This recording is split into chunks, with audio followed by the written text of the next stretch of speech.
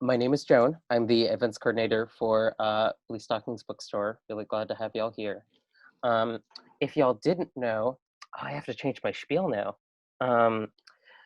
Bluestockings is still a activist space in the Lower East Side for a few weeks. We've been on 172 Allen Street for 21 years. We're an activist space, we're a feminist space, we're an anti-capitalist space. We really appreciate all the love that y'all have given by, coming here, supporting us on a Wednesday night, and helping Glitz with this event. Hell yeah. Yeah.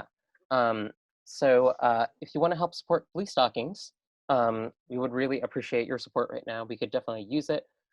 If y'all didn't know, we're going to be in the process of moving soon. We're going to be, trying to move into a bigger and better space. And,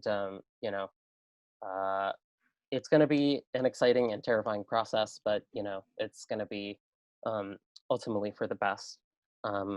If you want to support Bluestockings in this endeavor, you can become a Bluestockings member, get monthly gifts, be a part of our monthly members book club, get free entry to events like this one. And that's over at withfriends.co/bluestocking/join. That link is also going to be popping up in the chat. There it is. In just a Yes, moment. it's right there, yeah. Exactly.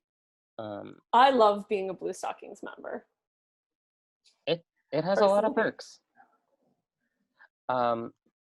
Yeah, and then as I mentioned previously, all donations for this event are going to a Black Trans Sex Worker Future Fund, Glitz, by Cheyenne Dorshow. Glitz is a really amazing organization that we're happy to be supporting right now.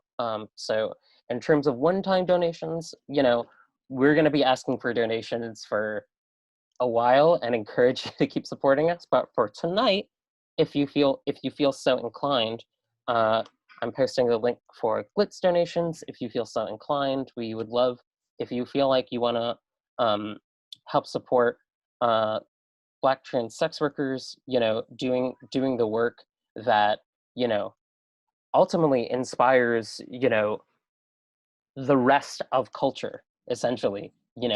Black trans sex workers inspire fashion, inspire, language, inspire everything, please consider supporting Glitz if you can. Yeah. And then last thing before I let Tina and Carmen take it away, I'll be posting links in chat and such. But if you feel like you want to grab your own copy of SfSx or and the Dream House or the Low Woods when that comes into I think it's hardcover September. Yeah. You can get all of those at bluestockings.com/store. Get it delivered to you. And that's anywhere in the States, right? Anywhere in the US, yeah. Cool. Would definitely recommend if you feel like, our physical space isn't going to be open, but we're still going to be shipping stuff out as long as we're able to from our distributor. So yeah, it helps out a lot. And with that, SfSx is the near future story of the underground queer sex workers known as the Dirty Mind, who use their powers of bondage and intrigue to free their incarcerated friends and fight the power. Join us for a virtual conversation between Carmen Maria Machado, author of the critically acclaimed memoir In the Dream House and the horror comic The Low Woods, and Tina Horn to celebrate the release of the first paperback collection of Tina's sci-fi sex rebel comic series, SfSx Protection. Tina Horn and Carmen Maria Machado. Thanks, Joan. I miss you. Hi, everyone. Hi, everybody. Thanks for the folks who are tuning in the chat. It's nice to know there are humans out there. Where do you want to start, Carmen? I don't know. Comics, I suppose. Yeah. Well, okay. So I have a question that I'm curious about. Is this the first time that you have written comics or like scripts of any kind? It is actually, yeah. So, And by this I mean the Lolo Woods, which is right, your which is horror comic from DC. Yeah, so years ago, so RIP Vertigo, but back when Vertigo existed, one of the editors at Vertigo wrote to me and was like, we really loved your book, your first book, your fiction collection, and we wanted to know if you had any interest in writing a horror comic. And I was like, yes, except I don't know the first thing about, like, I like comics, but I've never written a comic. I've never written I took like one screenwriting class in college and was very bad at it. So like, I really struggled. I'm like such a prose writer at heart, so I really struggled like converting prose into a script, and it was just like a whole thing. So I was like, yeah, if you can give me like lots of examples, like send me samples of like existing comic scripts so I can sort of see how they translate. And I got this really interesting crash course in like thinking visually while writing, which is like, and it's funny because I actually was a photography major in college, so I do cool. think very visually like that. And I feel like when people talk about my fiction, like they describe there being a very strong visual element. I think it's because I have this like photography background, but sort of marrying those two things in this way is like very different for me. And I'm also not the artist, right? So like, right. I mean, thank goodness. Oh yeah, and Danny is the artist of the Oh my God, Woods, and I love her. She's so good. And there's something really, as I'm sure you haven't with your comic, like there's something completely bizarre about having this image of a story in your mind, and then you like tell somebody and they draw it, and then you're like, oh my God, that's the thing I was imagining. Like that's the characters, that's the scene, that's the structure. Like, I mean, in the Lolo Woods, like I had this like abandoned hotel the kids all party at, and I was like describing it, and I like sent her some photos of like actual abandoned motels, and then I like sent, and then I was like, but I want it to be like celestial theme. Like I just described this like completely bananas thing, and then she just drew it, and I was like, oh my God. Artists, so it was like visual artists are so it's amazing. Incredible. And I could not do that if my life depended on it. So I was like very grateful for that. And I also for like all the editors who I work with, and like Joe Hill, who like curates the Hill House line, and like, he gave me just they all gave me some really, really good, just like lessons in like comic. So like, for example, one of my editors, Amadeo, said to me like, oh, like if you have like a visual surprise, you want to put it on the even number page, because you want like the reader to turn the page and see the surprise, as opposed to like seeing it kind of ahead if it's on the even or the odd page. And I was like, yeah, that never would have occurred to me in 10 million years. Like, I'm really glad you told me that. And that's fun, because then you like, I got that same, I mean, I had a very similar experience of like getting the crash course on the job. And I mean, I like learning while I'm being paid. But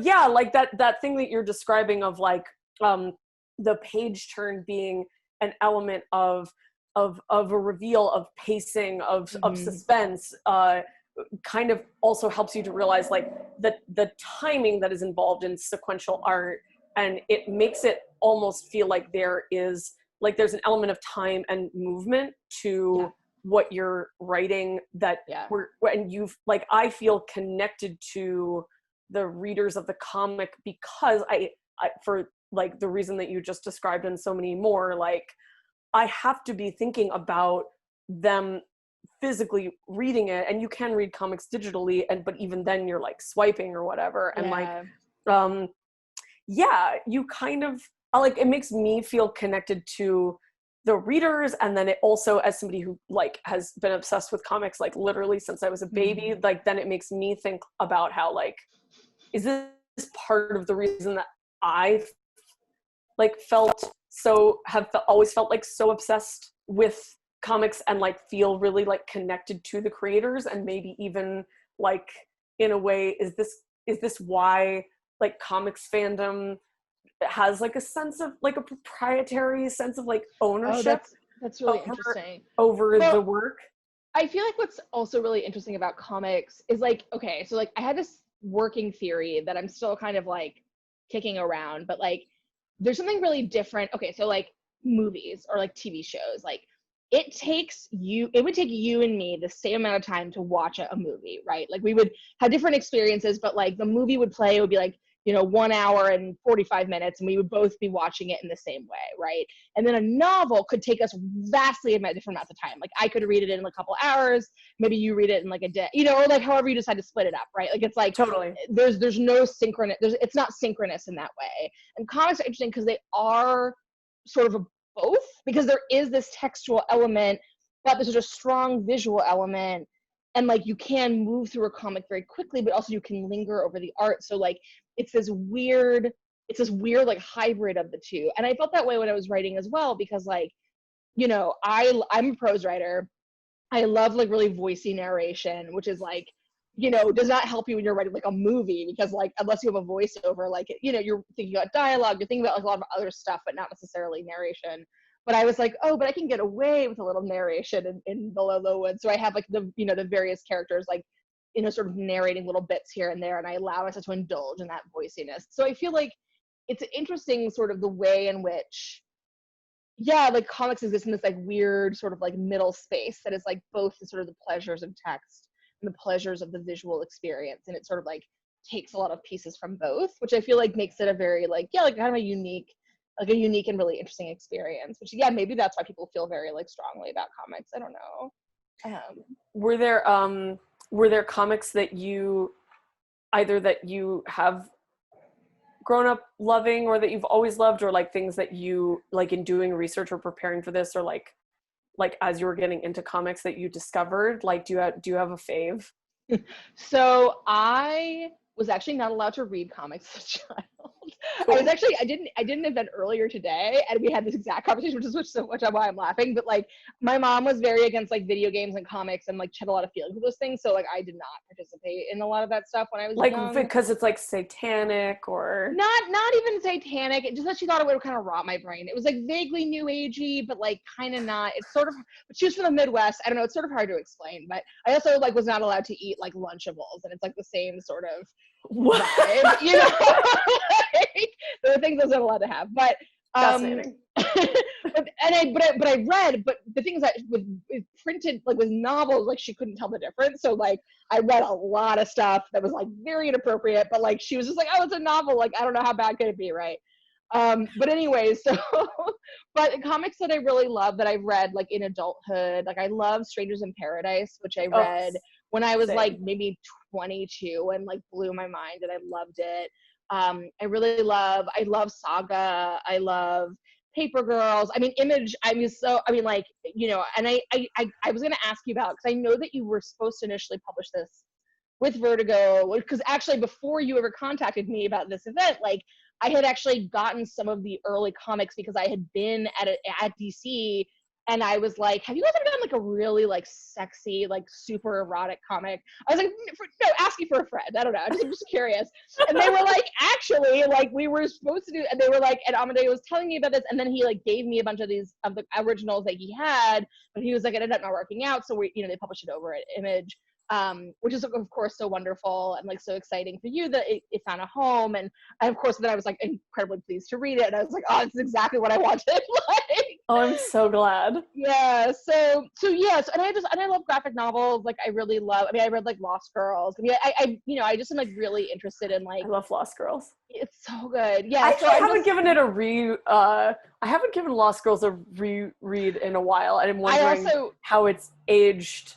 As I was saying that, I was like, I should reread Lost Girls. Like, I haven't read that in a long time. I reread.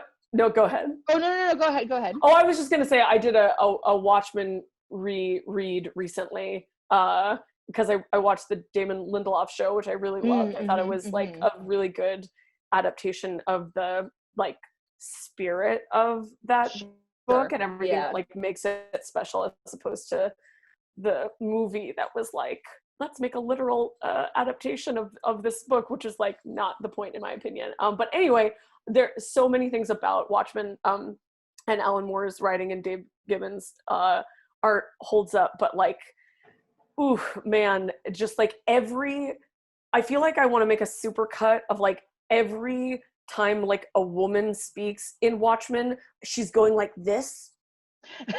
She's making like a nagging face. And I'm like, this leaves something to be desired. But then I was thinking about Lost Girls, and I was like, I feel like he really and that came out later, so maybe he like figured out some stuff about sure like I don't know, like female interiority, like between them. But anyway, Lost Girls so horny. I don't know, it's so horny.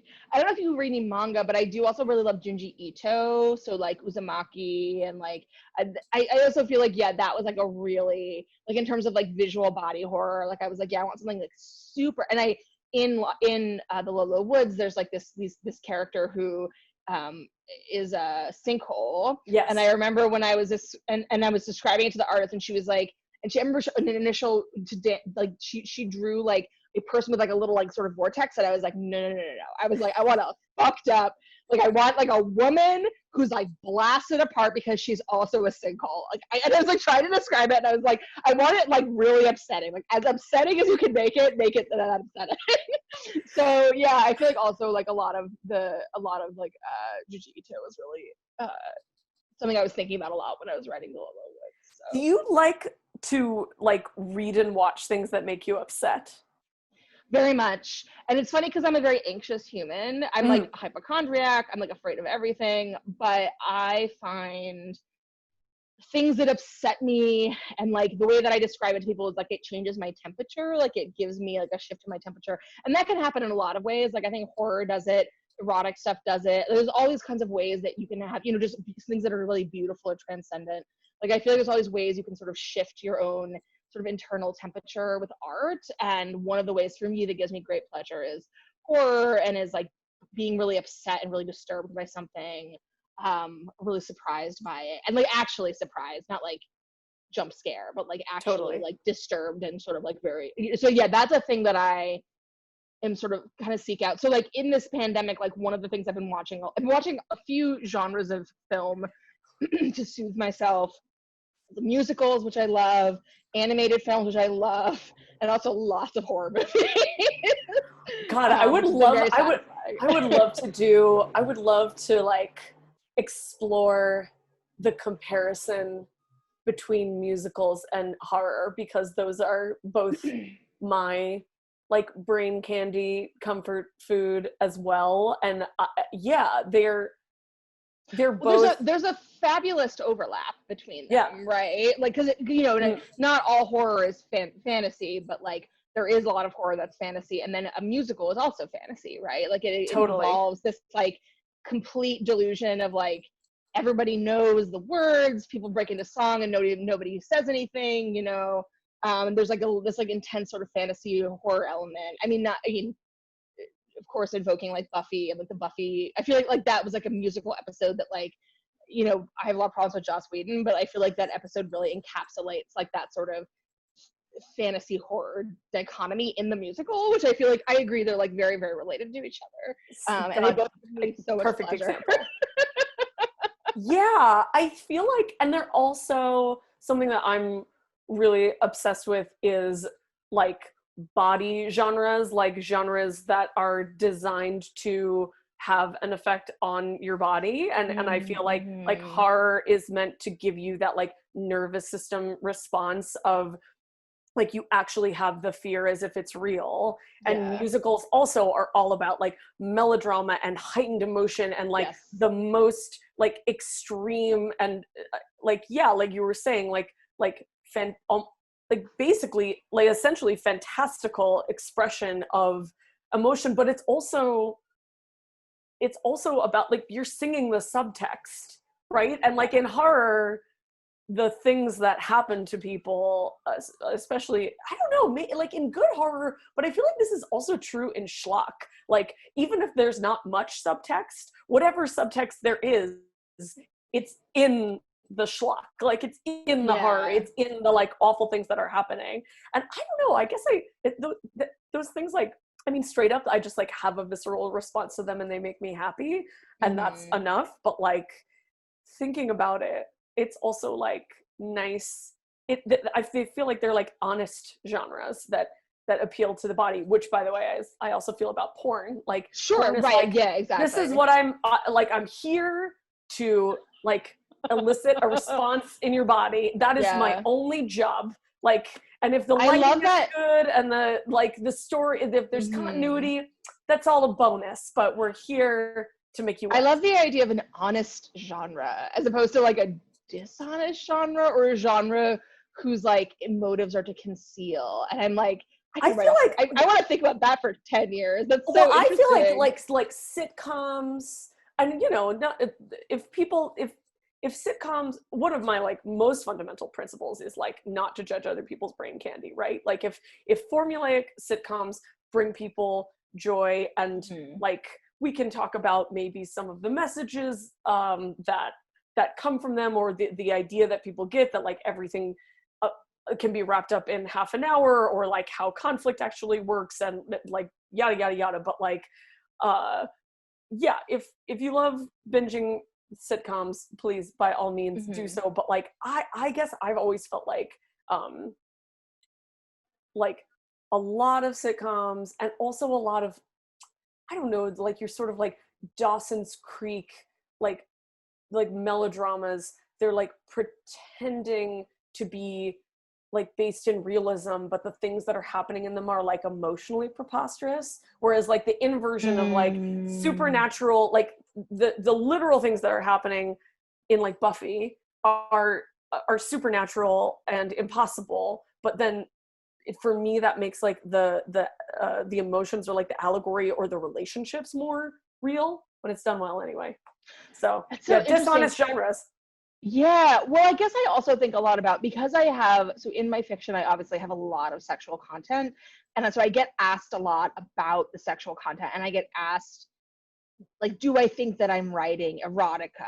And it's funny because I did for a while write actual erotica. Like I wrote, like there was a time when I was like, I want to write a story. I need to like maximize the sexual content and like maximize the orgasms, and I need to like structure the plot so that like these beats can happen that I want to be like sexually and erotically interesting. And I did do that, but I was like, I don't think of my like the stories in my first book as erotica, not because of like, I think they're both like, they have different aims. Like to me, it's like in erotica, the plot serves the sex. Like the plot is like being sort of moved around it so that you can maximize the erotic pleasure of the story. Whereas like, I was like, for me, I feel like in my collection, like this sex is being used to advance like plot and character, and it's just like a different aim. You know, it's like, yeah, it's like maybe not honest or dishonest, but like, yeah, the aims are more direct or like emotionally forthright. Which is like so interesting. And like, yeah, and there's no like value judgment attached to them, but they just have really different things that they're offering, and you have to just like take what you want. And I think people also get mad when then it doesn't offer them what they want, right? When they're like, this erotica is not giving me enough, like whatever. And it's like, well, it's doing what it's supposed to be doing, right? Isn't it? You know? Or they're like, this, or if it's not, short story is too sexy. Right, yeah, exactly. Like, I don't know. I feel like so many people like go into art expecting it to be something that it's like not trying to be. I don't know. Sorry, I'm off on a tangent. I don't want to feelings about this, obviously. By all means, I like I like to facilitate a tangent ecosystem. Why do you think that people, that when there's sex in fiction, that's like all people want to talk about, but at the same time, like people are, I find that yeah, like everybody always, I mean, my work is like generally like sex is like, you know, like walk into a crowded room and scream sex now that I have your attention, like but also I experience like so much pushback and like censorship and people being uncomfortable with the fact that there is sex, and I kind of feel like those impulses are the same. Like when a journalist is interviewing you and they're like, so I need to make sure to ask you about the sex, it kind of like comes from, even though that's like curiosity ostensibly, like it kind of comes from the same place of like people like being uncomfortable and then just being like, we don't know how to market this. We don't know like how to, if we want to put that out there, like what is that about? Mean, the fact is Americans are really prudish. Like the fact is that I feel like I've been doing so much press for my work in the last like 3-4 years, and I keep coming back to this problem because it's fun. Like, you know, I'm like, I don't even think it's even about religion. Like, I think it's like Americans culturally are very prudish. Yeah. And we don't think of sex, like we think of sex as a thing that's very, you know, it's titillating, it's shameful, it's not to be discussed. And I feel like just, you know, I remember like being like younger and like watching like commercials, like is it condom commercials in Sweden, or like, and I'd be like, oh my God, you would, or like I remember one time seeing this commercial. It was from the UK, and it was like this really funny commercial from like, I don't know, maybe 15 years ago. And it's a woman coming home, and her husband's like, oh, my parents showed up. And she's like, oh no, I didn't know they were coming. He's like, no worries, I just made them a little salad. And she was like, what did you make the salad out of? And he was like, you know, just some stuff in the fridge, like some veg, like lettuce, cucumber. And her eyes kind of go wide. And then it's just like a shot of like the most thing at a dinner, and then it's like, buy yourself a dildo, or like buy yourself a vibrator. Like the implication being that like, I mean, not doing it justice. It was very funny, but it was like she'd been using the cucumber to masturbate. Her husband didn't know and chopped it up and put it in the salad and served to his parents. And I was like, that's hilarious. That's a great commercial. B, like you would never, ever, ever see that in the United States, you know? And like, I feel like there's just this like cultural sensibility of prudishness that even the most liberal-minded or ostensibly like open-minded person who like wouldn't think of themselves as like conservative or religious or whatever really does struggle to talk about sex. And you know, for me, it's like a craft issue when it comes to writing. I'm like, you know, sex is like a deeply human, it's a human thing. Most people do it.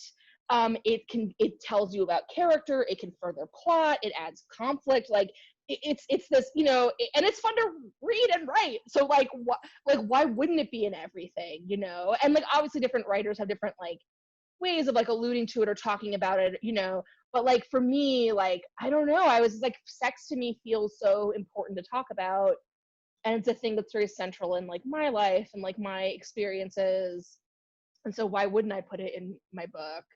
But a lot of people did find it very found it very off-putting or very strange, and I was like, well, and I feel like it's like a very American response. Yeah, so we can't escape that like Puritan heritage, I guess. I don't know. And we got it from the English, but then they're like, you know, now way chiller about cucumbers in their holes and then putting them back in the fridge. I know. That's the best part. Yeah, no, it's really weird. I mean, just to me, it just seems like a very distinctly American experience. And I mean, I've done a lot of international events, and I've never had the kind of, like, I don't know, yeah, Americans just seem very like, and it's not even like bad. They're not even mad about it. They're just like, I feel weird. I don't know how to talk about it. I know how to like address it. They like hesitate for the word sex.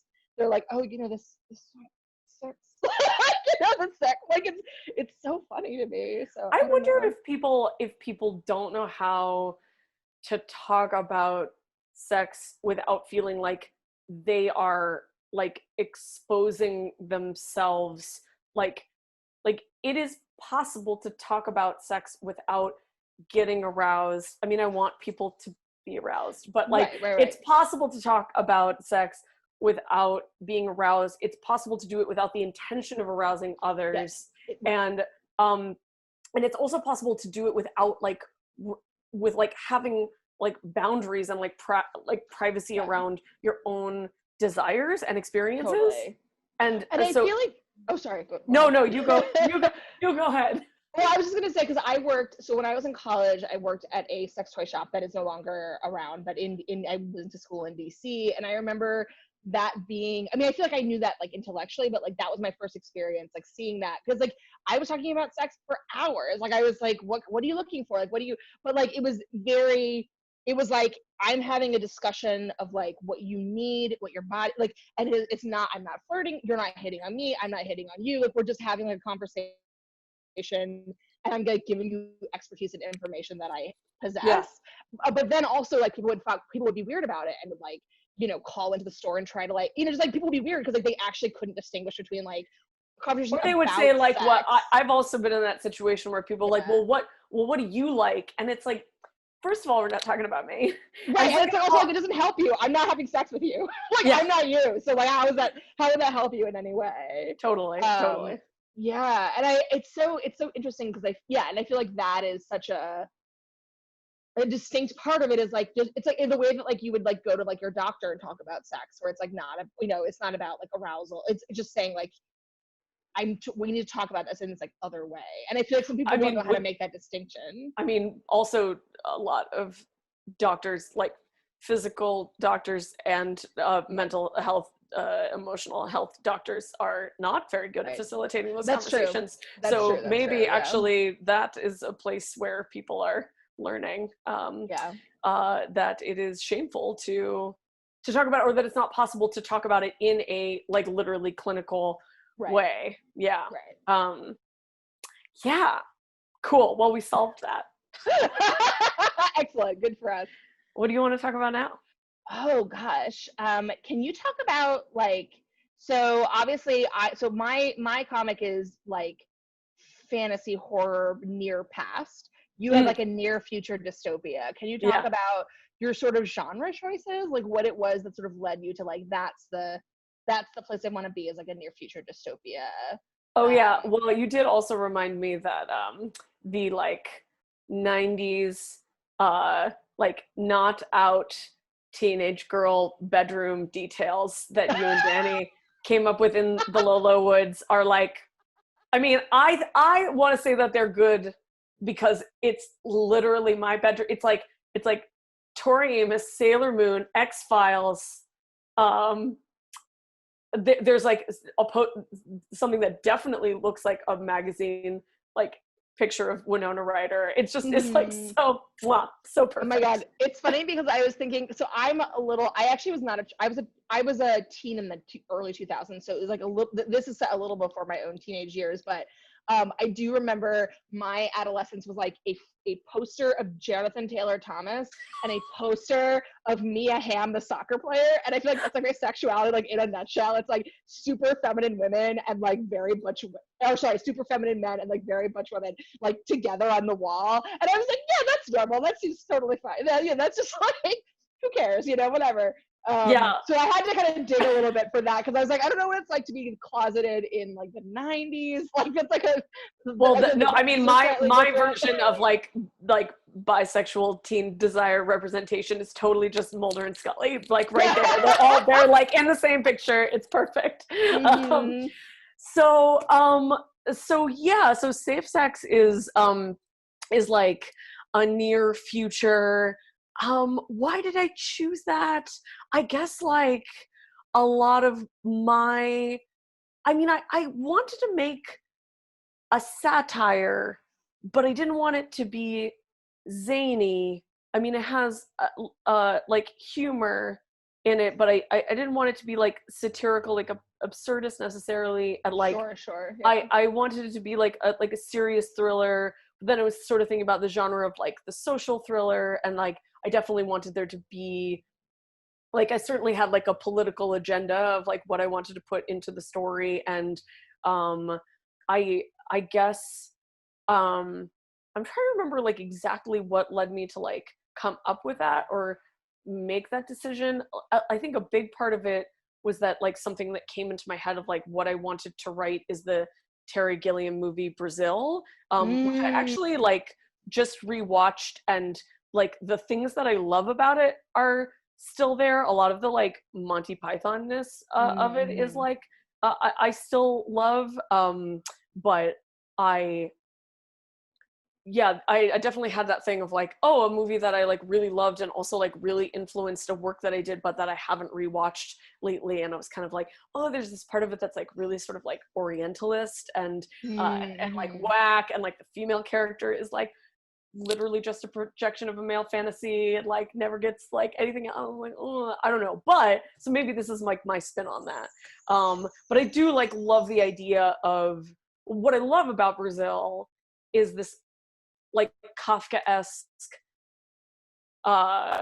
idea of like the future just being a place where like all the shit that frustrates you about the world now is just like bigger and louder and like has just like taken over. And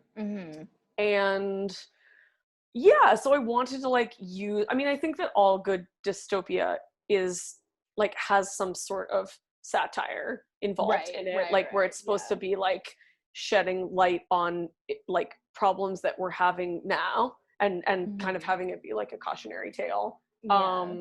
And yeah, actually, like in the beginning, I was imagining a world that had some more like extreme tech in it that would make it seem more sci-fi.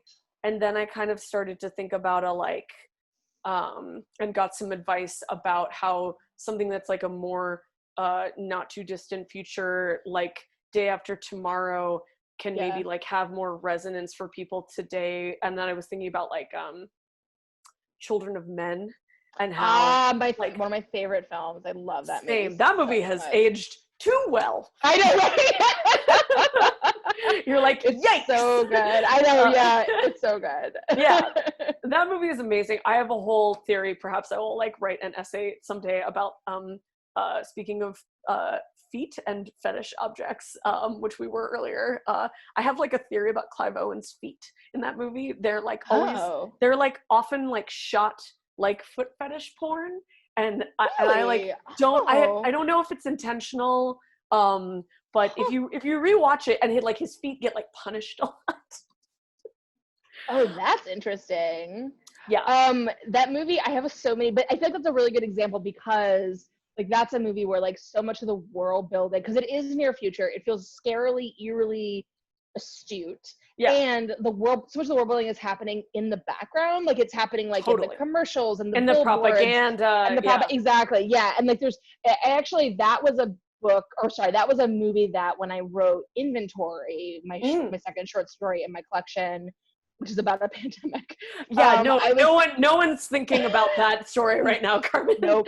But I was thinking about that when I was writing that story because I have this visual background, like thinking about like foregrounding and backgrounding and like the work that happens in, I guess, comics and any kind of visual medium or film or TV or whatever, where like there's stuff happening in the background and there's stuff happening in the foreground, and there's like this way that you could sort of intentionally like be doing so much world building without ever actually like describing the world building. You're just sort of showing these like bits and pieces in the background. And I was thinking a lot about I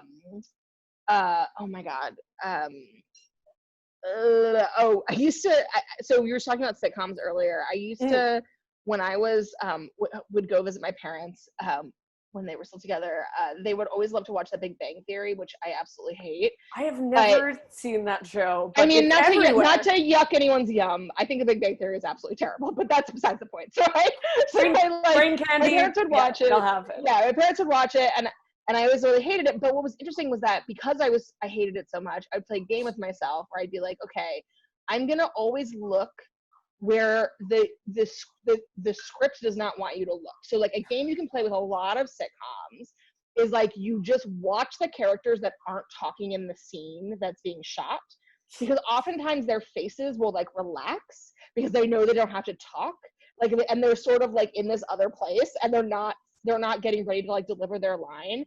And it's like this really weird game of like what's happening in the background and the foreground. And I feel like in a sitcom, those things are collapsed together. Like there's not a lot of thinking about that dynamic, but like in a movie like Children of Men, like there is this intense like tension between like what's happening in the front, what's happening, and there's like this very human element that's happening. And then you have this like big world movement that's happening in the background, which is actually like how we all live our lives, right? Which is like, like right now, like, I'm sitting here playing Animal Crossing in my living room, smelling dinner getting made, like just living my life.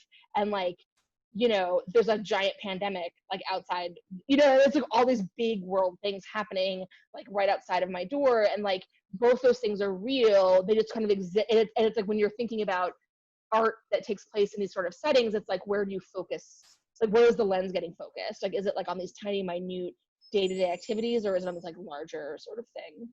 Oh, I am so excited for the next time I'm like forced to watch something tedious.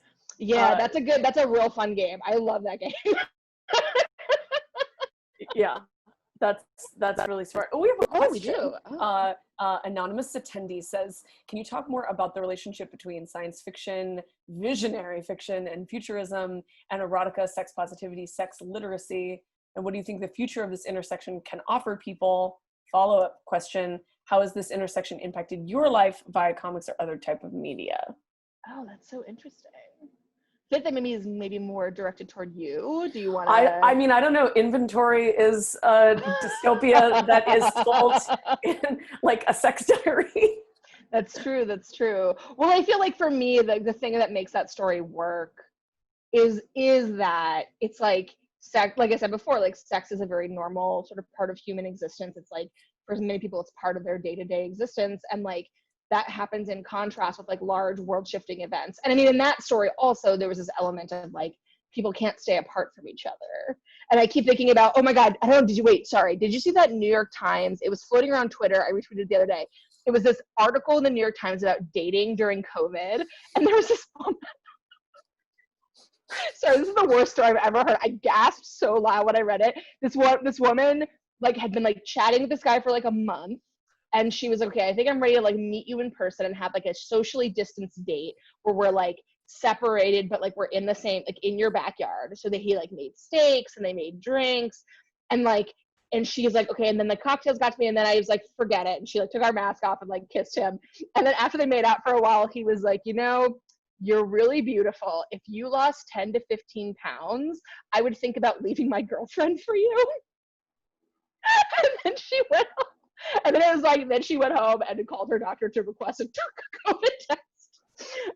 But I feel like that, but I feel like, which is like a very awful, I know it's like horrifying, but also like there's something about this idea that like people actually can't stay apart from each other, that like we are such social creatures and we need to be together. And like, there's actually this real tension between like this world that like kind of tries to drive us apart in these ways, whether it's through like a pandemic or through sort of digital, like there's all these ways which we're sort of separated, but like we keep returning to each other and keep kind of reconnecting. Which I think is like super interesting. I don't know. Sorry, that doesn't really answer the question, maybe. No, it does, because it makes me think about how like we're in a situation where like my friend Joe, who is literally a doctor of virology, said something to me back in March. It was like literally like Friday the 13th of March. And that has really carried me through the past few months in terms of coping and like how to think more existentially about like what we're doing, and which was that we're like caring for the collective body by keeping our bodies separate from other bodies, and like you know, and this is also not to start fucking talking about this, but here we are. Like I'm also having the experience, maybe you have too, of like being in spaces where like someone's going in for a hug and you're like, are you gonna make me like don't hug me? And it makes me realize that like for me, like as a queer person who was born in the early 80s and you know, like living in AIDS times and HIV times, and like and being kinky and like learning about you know, all of the conversations about like boundaries and consent and desires and negotiation, and being a sex worker for so long, and like a million other things about just like being a slutty pervert. Like I feel I and like my community and a lot of my like loved ones are like very practiced in like how to show, even though what we're all about is like smushing bodies together and like, but it's about, you know, all the things around that, like all the structures that are sort of built around that. Definitely the structures, but also like the ways that we can care for one another by keeping our bodies apart, and the times that it is appropriate to care for someone by not being physically intimate or even intimate in other ways. And so like that is also not an answer to the question. Okay, the intersection of like future sci-fi, think making and sex positivity.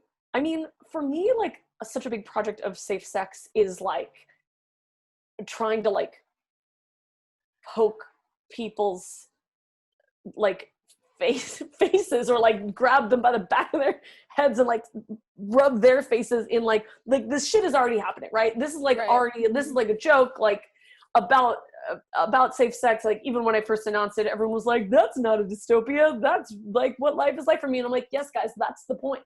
But like for so many people like who take for granted that their sex lives are not surveilled, that their sex lives are not policed, that like sexuality may be a part of their art or their livelihood or their communities, and that doesn't lead to stigma, which is like a material concern where like I just rewatched Boogie Nights and was like really impressed by how much like the like conflict of that movie like hinges on like actual like real specific examples of stigma, like not being able to get like a loan from the bank to start a new business because you're feeling done with making porn, but they won't give you a loan because they know that you've made porn, and like child custody and just like being alienated and like the violence that can come from like what people feel that they can do to you because they perceive you to be somebody that has like transgressed boundaries, right? So like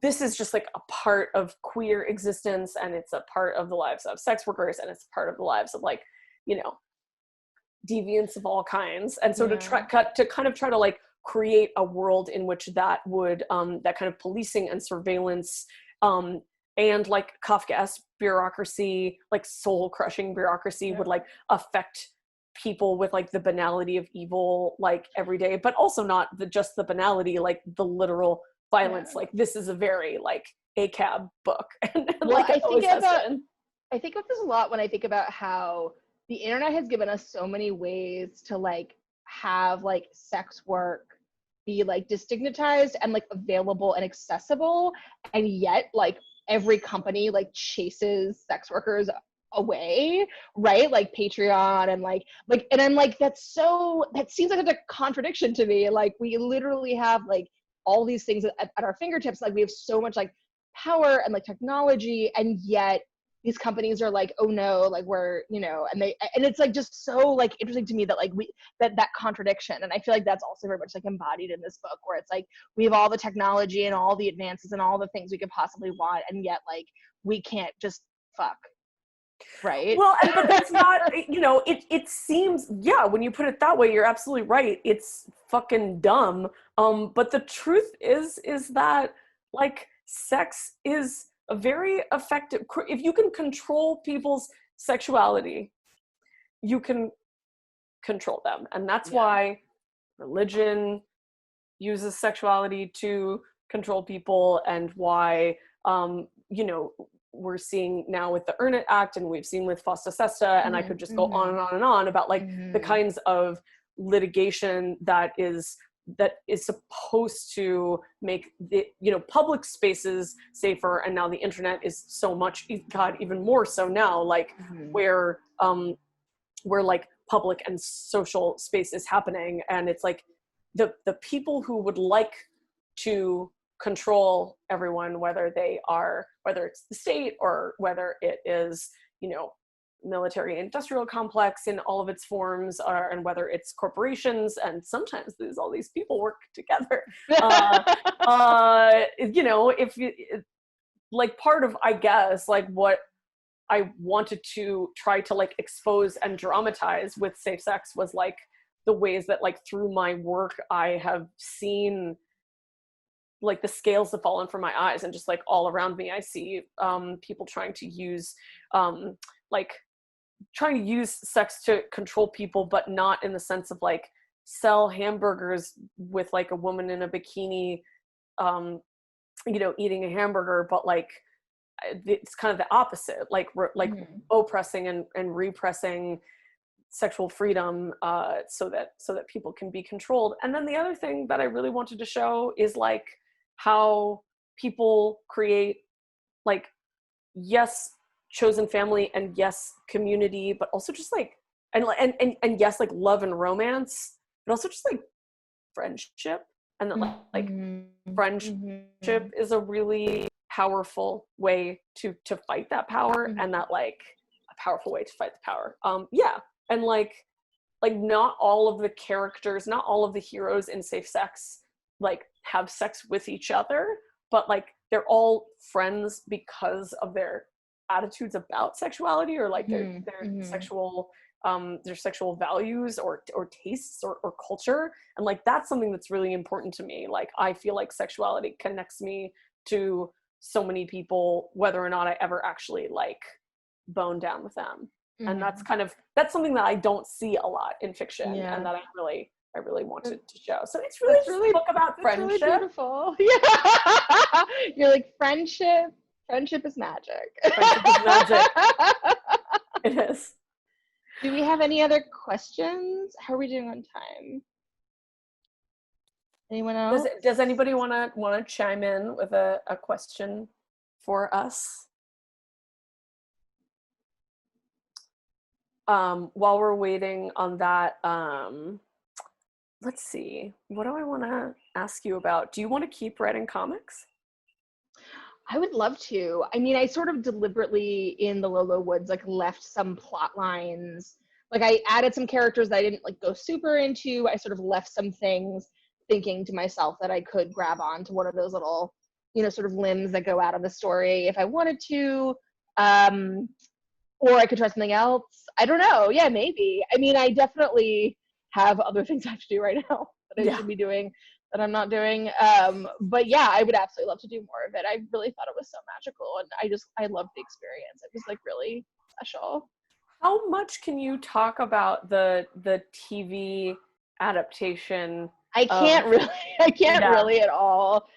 Yeah, I mean, TV in Hollywood is of her body, and I mean, it's all just like it's such a different world, and it's really strange. And I just sort of am like, keep me updated, guys. And that's about it. But but I am actually, but I did get so into writing scripts with the comic that I actually am writing a screenplay, which is pretty exciting. So yeah, cool. It kind of whet my appetite for it. So yeah, awesome. We have a question. Will you ever write erotica again, Carmen? I'd absolutely read it. Oh, that is a great question. I don't know. I mean, I only stopped because I had so many other things to do. At some point, you have to choose what you're doing. And I was like, this does not make me enough money. But I had a couple. I had a story in, oh my God, there was this amazing, like very short-lived women's erotica magazine called Filament, this like British magazine, and I won like a contest, and then I submitted that story from the contest to like Best Women's Erotica, like, I don't know, 2012 maybe, and I had a story in there about a woman who gets sick of traffic and like climbs up the Berkeley Hills, and like masturbates over the traffic. That was really fun to write. And yeah, and I have a couple other things, but yeah, I don't know, maybe if I ever have time. What would make you, because we've talked about this a little bit, but like, what would, if you had like an idea for a sex scene or a sexual dynamic between characters, or something that you wanted to write, what would make you decide to make it like erotica strictly versus like incorporating it into some other kind of story or another medium? Oh, I think it would just depend on like what I was working on at the time, what I was feeling. I mean, I feel like that first story that I just talked about, like I feel like that was a story where I was like, I liked the idea because I wrote it when I was living in the Bay Area and was in traffic constantly, and was just like sitting in a like staring at the Berkeley Hills being like, oh my God, are you fucking kidding me? Like I don't want to be in the traffic, and like was like, what would happen if I just like got out of my car, left my car on the side of the road, climbed up the hills? I don't know. And then one day I was like, maybe I could just climb up and like master. I don't know. I just like, it's this weird like idea that I had. And then when I sat down to write it, I was like, I'm just gonna write that story, and then I did. And I feel like that was just sort of like an idea that I followed through, and like it didn't seem like I didn't have any ideas about what that could mean. I was more interested in like what would happen if I like wrote that out to its own completion, like what would that look like. And it was really fun to write, and I enjoyed it. Yeah, so I don't know. And then I feel like I don't know, I feel like I have a little like I'm just a little bank in my brain, which like makes it sound really cool. But like I just have like a space in my brain where I'm like sort of, you know, like whenever I have an experience or see something interesting, like I keep it all kind of filed away, and like at some point it goes into something, and there's really no way to know like where it's gonna go until it goes there. Cool. So yeah. Yeah, process. It's all in the process. Right, exactly.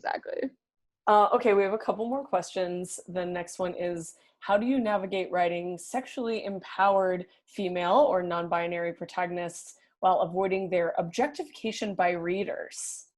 Oh, that's interesting. I have thoughts about that. Do you have thoughts about that? Of course, but you go first.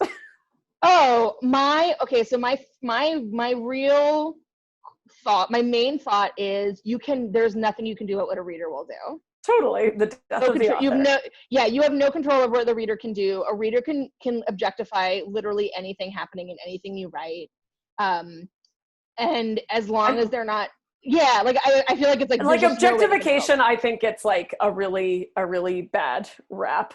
Like I personally like being like feeling like an object and like having my like humanity melt away is like top 3 things I'm looking for from sex. So like, right. And then I'm like looking to do to other people who also want that. So like I feel like while I understand the critique of the ways that that women are reduced to objects in advertising, in fiction, in media, like you know, I'm familiar with this concept, but I feel like it's one of those concepts that has like kind of gotten so out of control that it doesn't mean as much anymore. And I mean, that question is also, it's like relevant from the other direction. It's like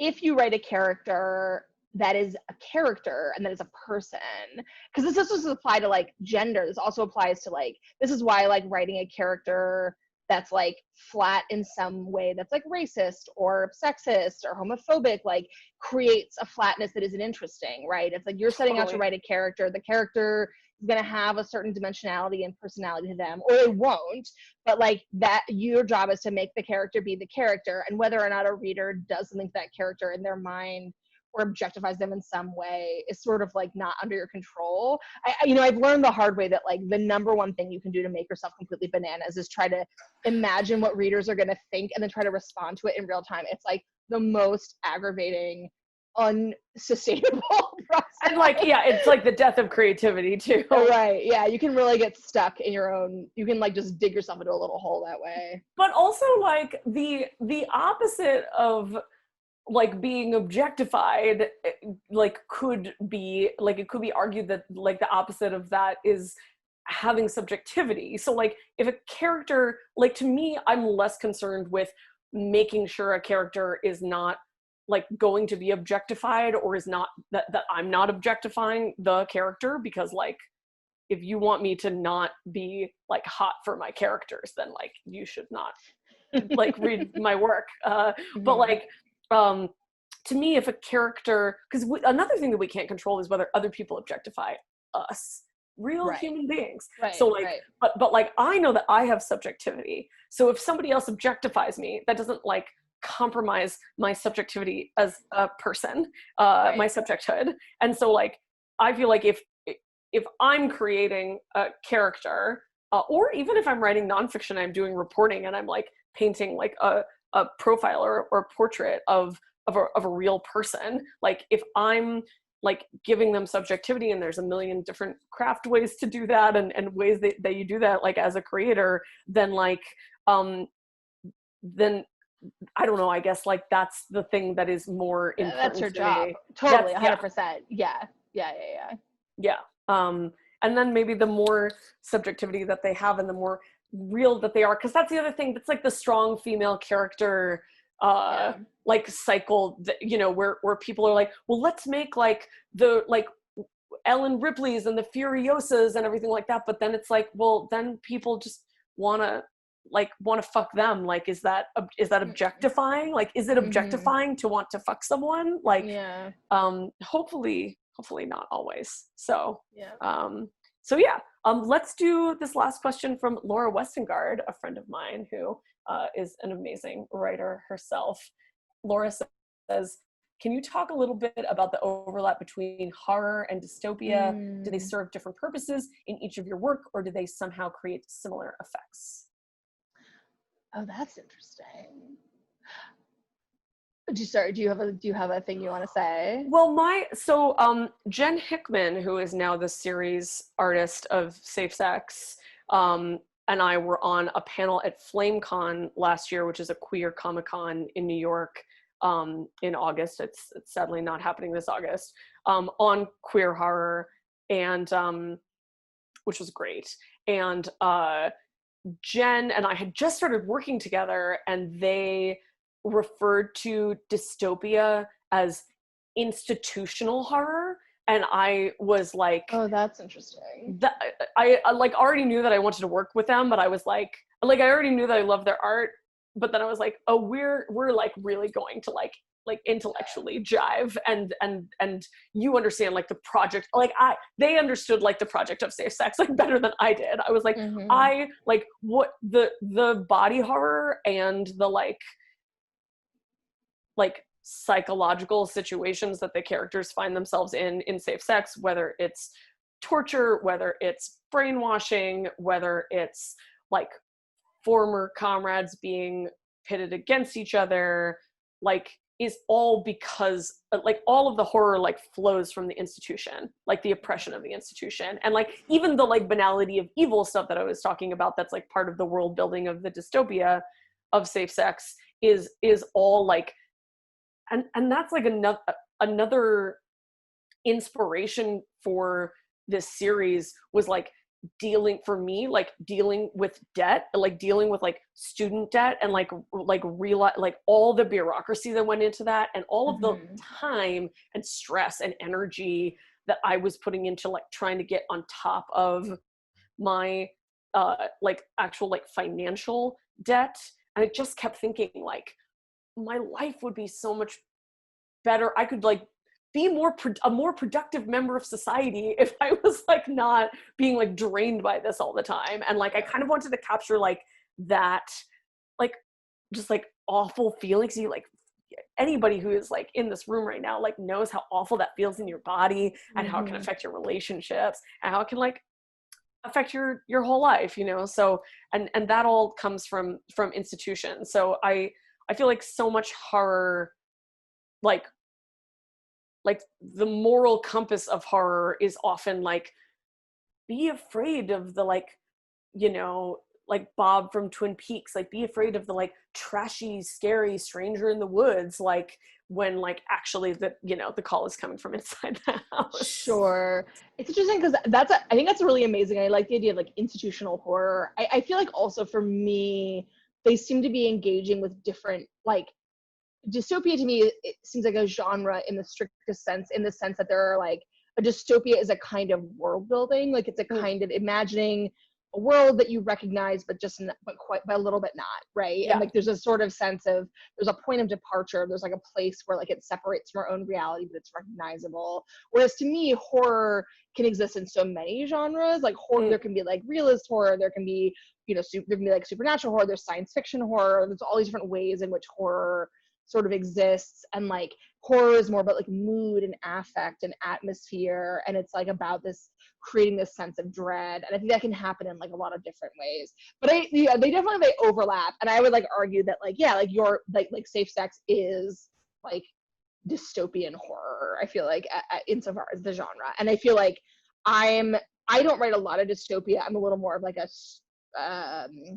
liminal fantasy horror writer. Like I feel like that's my sweet spot because I love like ghosts and like monsters and shit. But yeah, that's really, I love that answer. That's such a good answer. That's so interesting. I have a question for you. This is a question that I really like to ask folks that I have as guests on my podcast, that I'm very curious to hear your answer to it, which is would you, and under what circumstances would you fuck a robot? Oh, if the robot asks very nicely. Okay, so great answer. So what, follow-up question, like would would it make a difference to you in terms of like your interest in fucking the robot if the robot was programmed? I mean, I guess all robots are programmed, but like if the robot was like programmed to ask you very nicely versus if the robot was sentient and had free will and was like choosing you, right, as opposed to like, yeah, designed to please you, and also like what kind of physicality are you looking for in the hardware of the robot? So this is a great question. It's like a question designed for me. So I feel like my answer is, when I was growing up, I watched Star Trek The Next Generation, and I wanted to fuck Data so bad. Like, so Get in line. bad. Get in line. So bad. And I feel like, and I also was always imagining, like it seemed to me they never fully explored the kinky potential of the holodeck. Like, I was like, Shakespeare, like Sherlock Holmes, no. There's other stuff going on, obviously. And like, if I had a holodeck, I know what I would be doing with that holodeck, and it would not be solving mysteries. But I feel like, yeah, I mean, I think if the robot was capable of sentience, obviously I would want to know that. Like, I feel like it's like, I don't know if machines are actually capable of sentience. So I feel like if my answer in like this reality is like, the robots are capable of sentience, I'd fuck it if I wanted to fuck it. And I don't think it would really matter if like, I mean, I guess I have a vibrator. Like, isn't that a robot? 100%. So, like, this is the argument I make all the time. When people are like, sex robots are coming, I'm like, they're already here. Yeah, they're already here. They live in your drawer. They're great. Yeah, I have like a loving relationship with my sex toys. You know what I mean? And yeah, totally. Yeah. Do you like? Are you interested in like Android? In like a robot that like resembles like a human that you would want to fuck? Yeah, cool. I mean, I wouldn't say I'm like interested in that. Like, that's a thing that I actively pursue, and I'm like looking for my data. But I am. Call me Brett Spencer. Yeah, but I actually like. Yeah, like totally. If like I lived in a reality where like there were just androids and they could consent, or the question of consent was not an issue because they were programmed and they were not like, didn't have sentience. Like, yeah, of course I'd fuck a robot. I don't know why you would say no to that question unless it really like turned you off. People say no. People say no all the time. I ask this question and people say no. That's so interesting. Yeah, that's why it's fun. Well, good. Thank you for asking that question. Of course. Do you have time to answer the one more like attendee Yes, question? I'll answer this last attendee question. Let's see. Okay, great.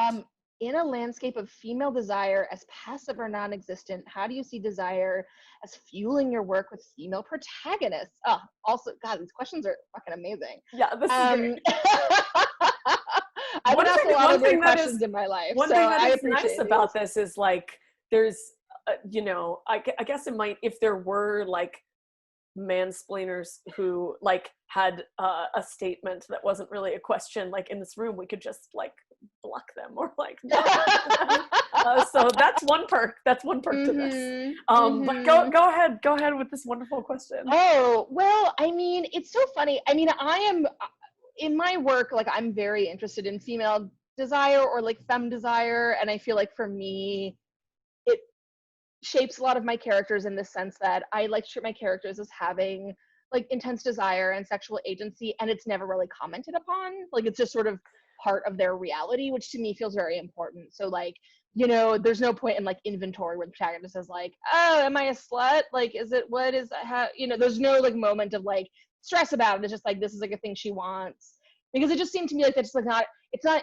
I mean, it's just not interesting to me to have that conversation. Like, I'm of course women and femme people like experience intense desire. Like, I'm not interested in that. That's not a question for me. It's just like, it's a given. And so I might as well just like operate from that given. So yeah, so I feel like for me, it's like part of my project. It's just interesting to me. I find it interesting. I don't know. It's just what I do. Yeah, I guess like maybe because I am like annoyed that I don't see it enough, I'm like always doubling down on it in my work. But by the way, I'm also very interested in male desire and like non-gendered desire and trans desire. So and I'm also interested in the ways that like the way that desire like might be like expressed in a character, or even if I'm like writing about like my own desire for my own subjectivity, whether it's objectified or not by other people, like does not necessarily therefore like encompass, or is not necessarily like representative of like the desire of the person who has that gender, you know? Like I feel like a lot of like sexual, there are like lots of places where like gender identity and sexuality like overlap, and I love that's like a pond I love to like wade around in for sure, like dunk myself in, but like there's also places where it doesn't. And if we like have an idea of like, well, this is what like this character has like active female desire, so like that's what female desire looks like for like anyone who identifies as female or femme, then that's just like so limiting. I'm like much more interested in like, I do believe that like specificity then like can lead to more like universality or like expansion. Oh, 100%. Well, I also feel like there's something really interesting about like I, you know, when I first started writing, I mean, I'm always on the lookout for like non-cis straight men writing sexually explicit material in the literary, you know, however you want to identify the literary fiction, like not erotica, like people writing like literary novels or short stories who are writing explicitly about sex. So like Garth Greenwell is like a good, very recent example. And he's doing an anthology that you're in, right?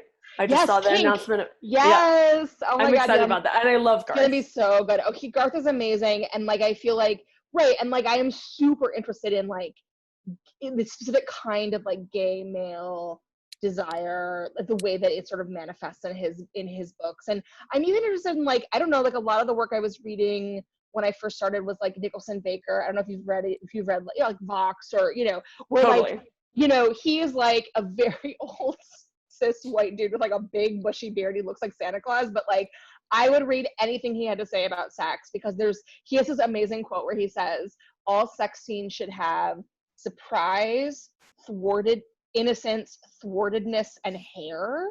And I was like, that's the most like beautiful quote about like sex scenes that I've ever heard in my entire life.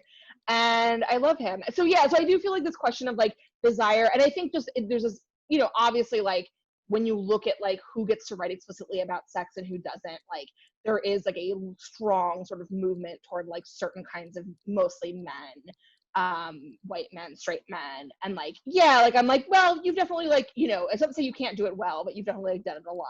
And like I am interested in like other ways of looking at that. But I agree that desire in general as a subject is like very interesting and like is worth pursuing and exploring, and you know, in fiction in general. Agreed. Totally. Well, this has been so amazing. I am so glad that we pulled it off. It is really, it's just like so nice to chat with you about all my I know, what a pleasure. Well, I hope I get to meet you like in person at some point. Yeah, maybe we can like embrace, or like one of us will go in for the embrace and the other. Honestly, the minute this is over, I will hug any person who will have me. I will fall into the arms of like any person. I'll be like, please, I just want to like know what it feels like to touch that. Yes, yeah, and dance. I'm gonna walk around with a boombox and just be like, dance ready? You want to make up for lost time? We can do it now. Mm-hmm. I want to smell your sweat. I know, right? Exactly. Dangerous sweat. Yep. Yeah, I hope so too. Well, what else should we say? Folks should definitely look into becoming a member of Bluestockings and supporting them. They're one of my favorite, like, they have been one of the most important physical spaces in my life in the past 20 years that they've been around. And like things are shifting with them as they are with everyone. And so they can like use your support now more than ever. And also thank you to everyone. Joan actually told me before we started recording that this event has raised like hundreds of dollars for Glitz. And Kayan Dorashad just was posting about like the housing that they are that they're establishing for all these like formerly incarcerated like trans women of color. It's so fucking rad. So Awesome. thank you to everyone for being here and participating in general, but also like donating that like mutual care money. Like not only are Black trans women and like Black trans women who have had experiences with sex work like creating culture and fashion and music and storytelling, but also like forms of mutual care that are like more, that are just like, to use a cliche, like more important now than ever. So thank you to everyone for that. And yeah, people want to know where they can get SfSx. You can get it at comic book stores and bookstores anywhere. If you're in the United States, you can order it from Bluestockings and they can ship it to you. And but also like, And it's so good, you guys. thanks, Carmen. And yeah, and people can like also, if that doesn't work for them, like calling your local book and comic book store and letting them know that you're interested in it, like, you know, means that they know to order it. And you know, I know for a fact that local book and comic book stores have their like curbside pickup stuff or their mail order stuff like on lock. They are trying to survive and they need your support. So when is the Lola Woods hardcover coming out? September 29th. Cool. You can pre-order it now. Also, I just want to say that Joan asked in the comments, do you think Data vibrates? And Data has told us that he is fully functional. So I believe that he does vibrate. And I just wanted to end on that note. Fully functional. Fully functional. Cool. Well, everybody stay safe, take care of yourselves, wear a mask. Yeah. And we'll talk to you soon. All right. Bye, babes. Bye.